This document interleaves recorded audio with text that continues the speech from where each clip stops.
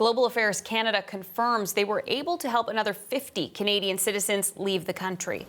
This is one of the Canadian helicopters as it arrived at Canada's embassy in Port-au-Prince, Haiti's capital.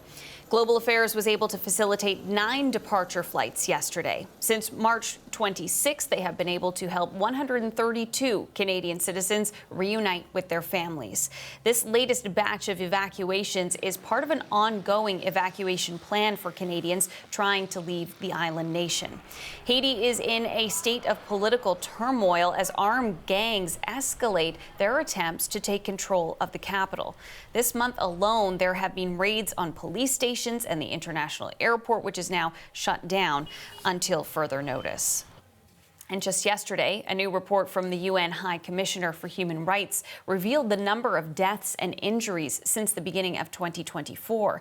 To learn more about these numbers and the situation on the ground right now, we go to Port-au-Prince and journalist Etienne Cote-Pauluc. Etienne, thanks so much for making time for us. So tell us more about this new report from the High Commissioner.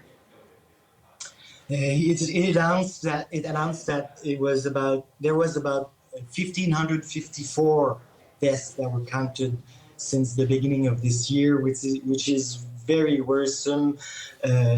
That's what he says, at least in the report. He points at some difficulties with corruption, impunity, and bad governance in conjunction with the armed groups that you were talking about. He also asks to bring back an arms embargo that is there right now, but it's really non-functioning, really, because there's still a lot of arms coming from the United States and ammunition throughout the last few months. And Etienne, you're on the ground right now in Port-au-Prince. What is going on in the capital today?